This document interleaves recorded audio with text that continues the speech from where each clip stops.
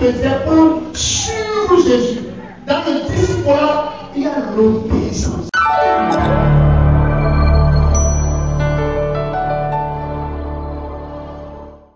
Les 5 dimensions d'un disciple de Jésus-Christ, les 5 classes, les 5 niveaux que chaque disciple de Jésus doit forcément affranchir pour pouvoir forcément y arriver.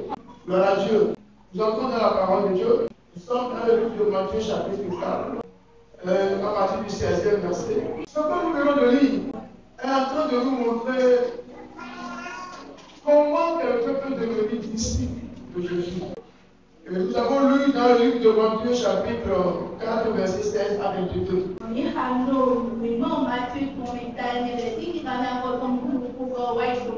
là, nous avons vu comment Simon est devenu disciple de Jésus.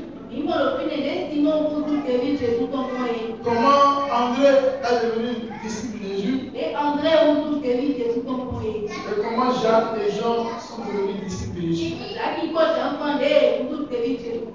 C'est quoi un disciple? Un disciple en général, c'est un apprenant qui est au pied de maître. Un disciple, c'est un élève qui est à l'école de son maître. Quand nous parlons de disciple, ce n'est pas seulement à l'église qu'il y a le disciple.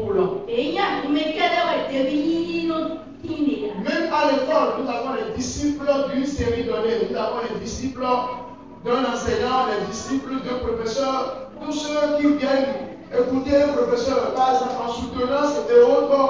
Nous avons les disciples, les docteurs, tous ceux qui deviennent docteurs ou bien ceux qui ont des masters sont forcément des disciples de quelqu'un. Donc ce n'est pas seulement à l'église qu'on est des disciples, même dans les ateliers de couture, dans les ateliers d'apprentissage de couture, de menuiserie, de mécanicien, de vitrierie, nous avons également ce qu'on appelle le discipulat.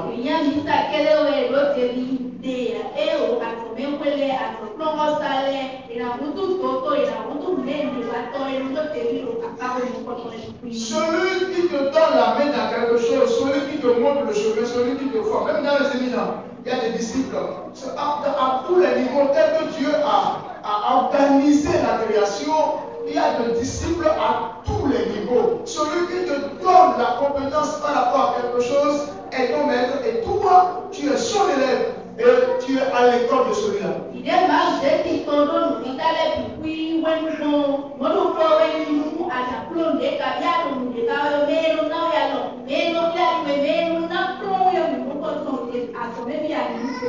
L'un des grands problèmes des facteurs qui jettent de la discrédit sur l'église chrétienne, l'église évangélique dans les nations aujourd'hui, c'est surtout ça. Dans le royaume des païens, dans le royaume, quel que soit l'aspect sur la terre, vous allez voir que tout est organisé, tout est assis sur le discipulat. Mais au niveau des chrétiens, on a un problème. On voit que les chrétiens ne veulent rester sous aucune personne. Les chrétiens ne veulent pas le discipulat. Les chrétiens ne veulent pas rester derrière un pasteur. Dans la chorale, on ne peut pas obéir à la présidence de la chorale, ni au responsable de la chorale. Au niveau de la feuille, nous ne voulons pas un leader. Au niveau des hommes, nous ne voulons pas un leader. Au niveau des femmes, nous ne voulons pas un leader. Au niveau de l'église, nous ne voulons pas un leader. Tout le monde fait le voir. Voilà pourquoi l'église évangélique a de seuls problèmes et les gens regardent l'église comme un monstre aujourd'hui. Nous faisons peur aux nations. Et là où nous passons, quel que soit là où les chrétiens se retrouvent, on gagne plus la foi des gens, la confiance des gens parce que nous ne voulons pas être disciples de quelqu'un et c'est vraiment ahurissant et c'est triste. Si nous voyons, nous allons au niveau de Actes chapitre 2, nous allons voir jusqu'à Actes chapitre 3, Actes chapitre 4. Même malgré que le Saint-Esprit est descendu sur 120 personnes, ce n'est pas les 120 qui ont pris la parole. Parmi eux tous, il y avait une personne qui a pris la parole. Et c'est lui qui représentait le leader.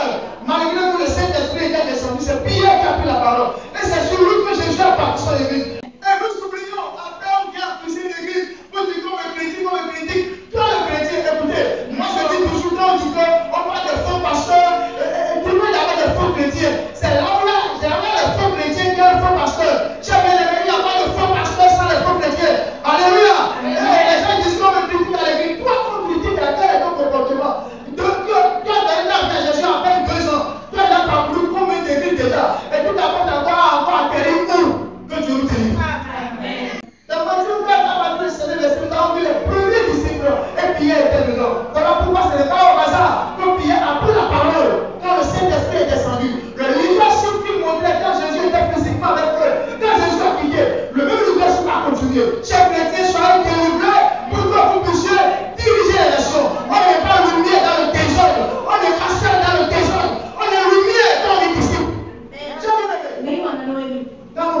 ce que nous disons. Être un disciple, ce n'est pas seulement les chrétiens. Non, le diable existait avant que les chrétiens existent. Alléluia. Alléluia. Au commencement était Dieu. Dieu a tout créé. Et c'est après l'échec du jardin d'Éden que Dieu s'est péché pour devenir Jésus-Christ pour maintenant sauver l'humanité. Et c'est là où nous avons maintenant l'avènement de l'église évangélique, l'avènement du Saint-Esprit. Être un disciple. La Bible dit quoi? Que Simon et André, Jean, ils ont laissé ce qu'ils faisaient pour suivre Jésus. Dans le disciple-là, il y a l'obéissance. Les chrétiens ne vont pas créer une planète sur laquelle ils vont diriger le monde. C'est faux et assez faux.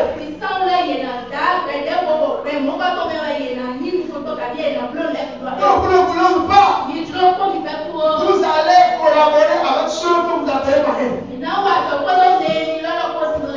Parce que ça, les païens, on ne peut pas collaborer pas qu'à parler avec les chrétiens. La lumière aura de la valeur si les ténèbres sont à côté de lui. Notre leader, le dernier témoin tout à l'heure, tout l'affaire et la dissection, c'est les païens.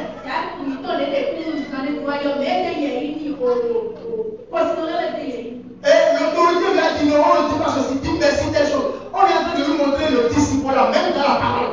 On est disciple dans la pensée, dans la parole et dans le comportement. Chers chrétiens, ce n'est pas la majorité des chrétiens, la quantité telle que nous sommes nombreux qui marquera la différence.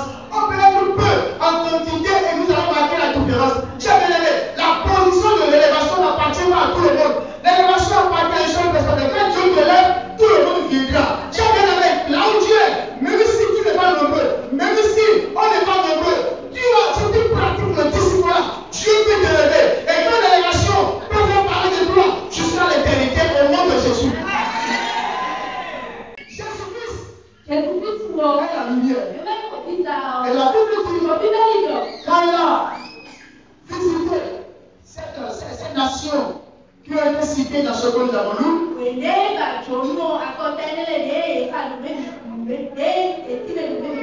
la Bible dit que la lumière les a apparus. Un chrétien, un vrai chrétien est un disciple, et un vrai disciple de Jésus-Christ a la lumière de Dieu. Et dès que vous avez la lumière de Dieu, vous avez la stabilité spirituelle. Toi, tu es chrétien. Est-ce que tu as Jésus? Si tu as Jésus, alors il y a des grâces, il y a des niveaux par lesquels tu dois parcourir. La première dimension d'un disciple, c'est quelqu'un qui a l'école spirituelle avec Jésus. C'est la conversion. C'est la conversion. Si tu viens à Jésus, les choses anciennes doivent passer. Et tu vas passer au pays aux choses nouvelles. Être disciple de Jésus, c'est obéir aux instructions de Jésus. Donc le premier niveau, la première dimension, un disciple de Jésus, c'est l'étape de la conversion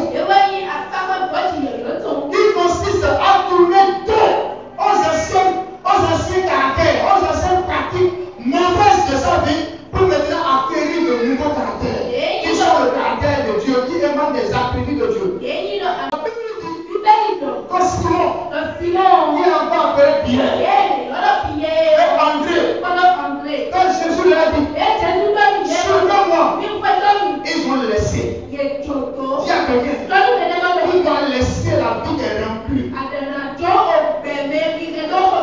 Tu dois laisser la vie des rampus. Tu dois laisser l'esprit qui t'oblige à aimer tout à la fois, à vouloir parcourir toutes les églises, à vouloir aimer tous les hommes, à vouloir aimer toutes les femmes, à vouloir aimer tout ce que tu vois là. Cet esprit-là, tu dois le laisser, ça, tu dois l'abandonner et devenir fidèle. Simon a le laissé. Simon Pierre a laissé son ancien caractère. André a laissé son ancien caractère. Jacques, Jean, ils ont laissé. Chers bien-aimés, on peut pas être chrétien et être à Kunano. C'est dangereux. Aujourd'hui, même dans le rang des diaconesses, dans le rang des leaders, dans le rang des diacres, des pasteurs, c'est dangereux. Vous ne pouvez pas être un chrétien et continuer encore à avoir sur vous l'ancienne vie, le vieil homme. Le vieil homme doit être crucifié, doit être enseveli, doit être détruit. Et vous devez vous habiller avec le nouveau manteau de Dieu. Voilà Jésus-Christ. C'est la dimension de la formation. Si tu es disciple de Jésus, tu dois intégrer la salle, la classe de la formation. J'ai bien aimé dans le Seigneur. Vous ne pouvez rien faire sur la terre sans la formation. Priez seulement ne forme personne. Vous ne verrez personne. Sur cette terre, on l'a mis dans une chambre, on l'a enfermé, et on fait que prier pour lui. Et il y a le baccalauréat, il y a le BPC, il y a le CFE, et avec la prière, il a commencé à écrire papa, père, c'est faux. Les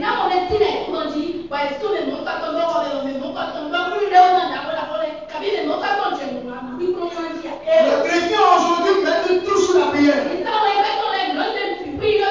Mais ce qui est mauvais, même quand nous voulons aborder les choses scientifiques, nous mettons encore tout autour de la prière. Les choses de la technique, nous voulons tout mettre autour de la prière. On dit à quelqu'un d'aller apprendre comment faire la caméra, comment faire les vidéos, comment travailler. Aujourd'hui, les chrétiens, ils mettent tout autour de la prière. Quand ils ont une radio, quand ils ont une télévision, quand ils ont un centre d'affaires, un centre d'entreprise, dans l'entreprise, au lieu de privilégier la qualité, de privilégier la formation, ils mettent tout sur la prière. Dans le domaine de la politique, de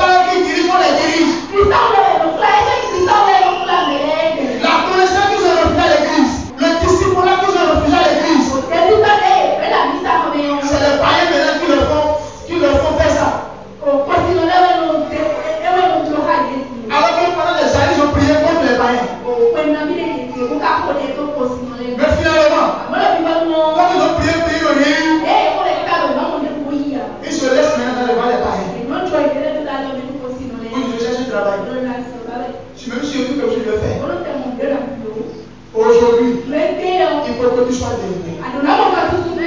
Au nom puissant de Jésus. Il faut que tu sois délivré. C'est la formation. Le disciple.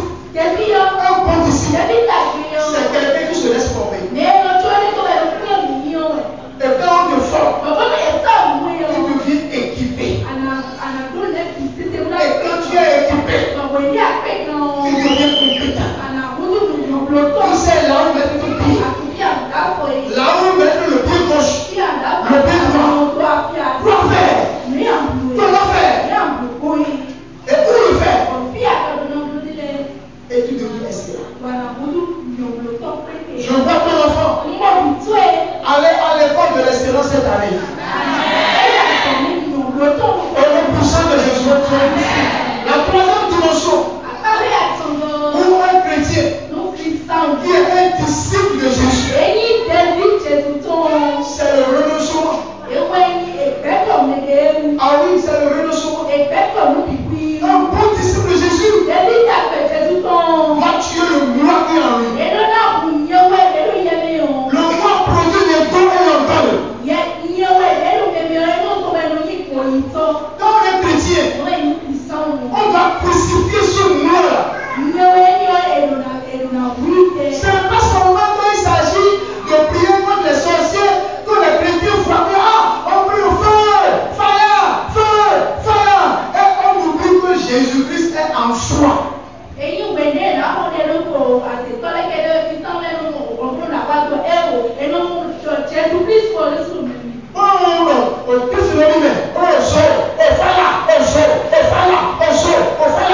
Non, c'est pas ça, mon frère. C'est pas ça, ma soeur. Si tu es vraiment disciple de Jésus, Jésus-Christ est déjà en toi. Par son Esprit Saint. Et en ce moment, si tu vis, ce n'est plus toi qui vis, mais c'est Jésus qui vit en toi. Comme Jésus vit en toi, il combat à ta place. Jésus-Christ ne porte pas dans sa main. La Bible dit quand Jésus a réussi à terrasser les ruses du diable contre lui, Dieu lui a envoyé les anges pour venir le servir, pour venir l'adorer.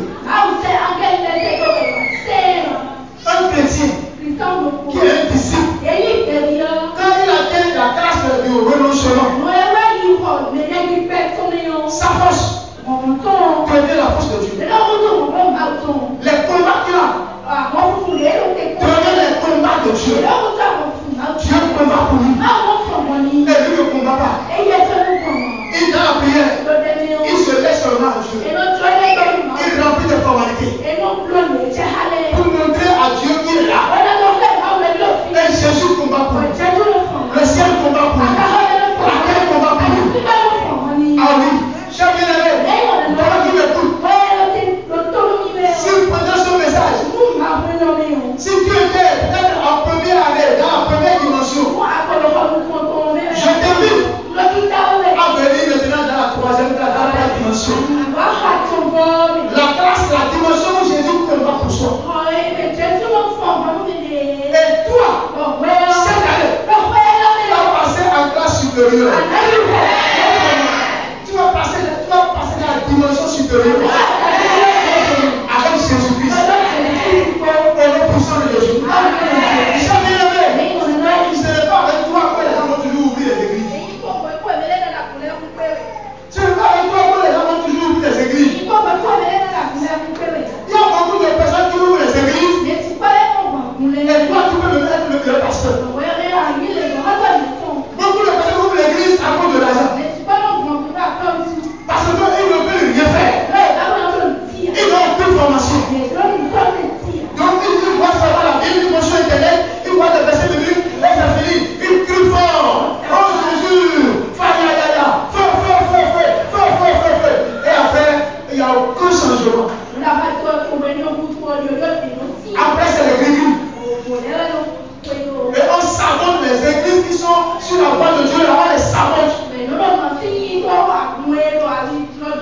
Quand on prêche la vérité à l'église, alors c'est soit disant chrétien, alors ils critiquent, ils ne veulent pas la vérité.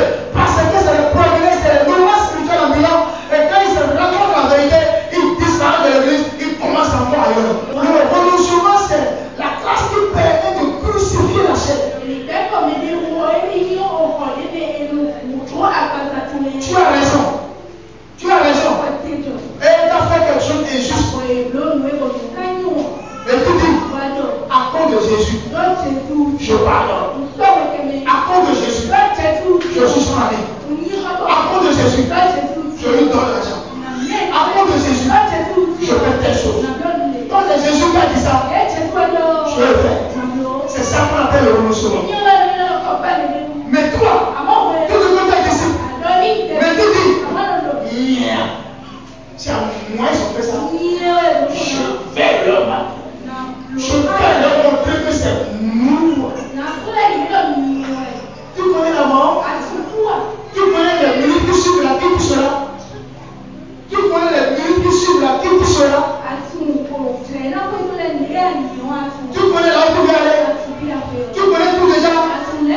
Que Dieu nous en délivre. Que Dieu nous en pardonne. Au nom puissant de Jésus. La quatrième dimension. La quatrième classe. Pour un disciple de Jésus. C'est la transformation. La classe de la transformation. Quelqu'un qui se laisse à Jésus, il va connaître une certaine transformation. Jésus a dit à Simon, à André, à Jean et à Jacques, il leur a dit, je ferai de vous un obéissant de mes paroles, un pécheur d'homme, un serviteur des hommes, quelqu'un qui sera compatissant au problème des hommes, quelqu'un qui sera un instrument que Dieu va utiliser pour solutionner des situations dans la vie des gens.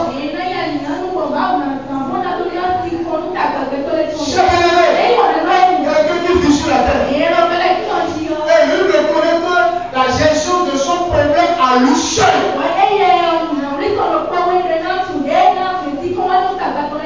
C'est le plus malheureux de la terre. Quand Dieu nous en délivre, au nom puissant de Jésus, nous sommes sur la terre pour être une source de bénédiction dans la vie. Aujourd'hui, quand Jésus te transforme, quand Jésus passe de toi, une source de solution pour les gens. C'est le plus toi qui vis, mais Jésus vient en toi. Et là où tu atterris, la solution atterrit. Là où tu apparais, la lumière apparaît. Là où la lumière est, les ténèbres s'enfuient. Au nom puissant de Jésus. C'est la transformation. On parle de la nouvelle gloire, la nouvelle nature, la nature de la rédemption. Et on devient une nouvelle personne. Quelqu'un qu'on a mis dans la menuiserie, ou dans la couture, ou dans la vitrerie. Quand il fait 5 ans, quand il fait 4 ans, il deviendra vitrier. Il deviendra électricien. Si je vais à l'école de l'électricité, la même manière, quand quelqu'un à l'école de Jésus, il deviendra un petit Jésus. L'apôtre Paul dit, dans 1 Corinthiens 11, verset 1er, on dit, soyez mes imitateurs en Christ comme moi aussi. J'ai vu que Christ soit également mes imitateurs. Aujourd'hui, nous ne voulons encore sur personne.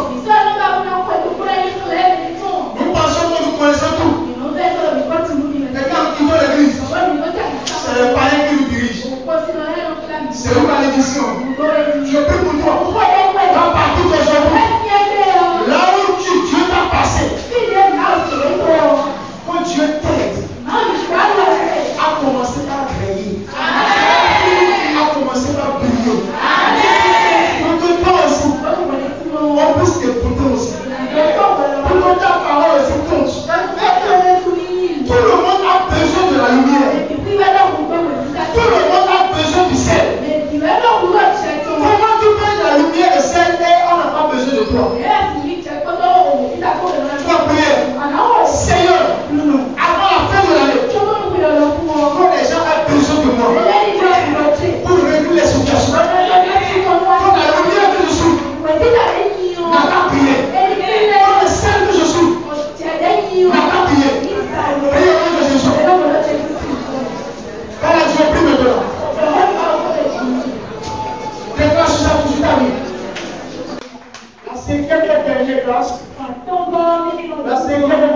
dimension. Pour un disciple de Jésus, c'est être au service de Dieu. Être au service de Dieu. Cher bien-aimé dans le Seigneur, cher chrétien, si tu dis que Jésus-Christ t'a délivré, si tu dis que tu es sauvé, et tu ne travailles pas pour Dieu, toi tu fais 3 mois dans une église et ce que tu as reçu de plus, c'est de quitter l'église et aller encore ailleurs. De quitter l'église et aller ailleurs.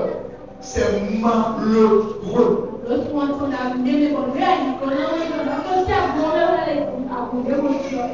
Voyez, c'est non. Donc, on a tout le monde. Et pour ces gars, on a un dossier en me perdre. Un dossier en me perdre. Un dossier en me perdre. Tu n'es pas encore sauvé. Tu n'es pas sauvé. Quand tu es plus païen que les païens qui sont dehors. Que la miséricorde de Dieu nous pardonne. Que la miséricorde de Dieu nous libère. La Bible dit que quand les premiers chrétiens ont été sauvés, tous les jours, le Seigneur ajoutait toujours un chrétien, un sauvé tous les jours. Quand les 120 ont reçu le Saint-Esprit, ils sont allés dans la ville. Et leur souci, leur projet est de reproduire ce qu'ils sont dans d'autres personnes. Et qu'ils aient des gens derrière eux qui puissent les accompagner. Les chrétiens que nous avons aujourd'hui, quand ils font 6 mois dans une église, quand ils font 1 an dans une église, ils deviennent des sources de malheur pour les nouveaux fidèles. Donc, tu es arrivé maintenant, non? Tu verras ce qu'on vit ici. Ils ont demandé maintenant de l'argent, non? Ils ont dit aussi maintenant, non? Toi, je prends la personne aujourd'hui. Tu verras ça maintenant, toi aussi. Cher bien-aimé, la Bible dit que la parole de Dieu est efficace pour bénir. Pour bénir. Pour dire Amen. Pour bénir, pour dire Amen. Pour délivrer, pour dire Amen. Pour délivrer, pour dire Amen. Mais pour corriger, pour dire Amen. Voilà donc, voilà belle nouvelle. Le grand miracle, le miracle des miracles, c'est le jour où tu reconnais ton Créateur et tu commences par l'adorer. C'est à partir de ce jour, tu as reçu le miracle des miracles.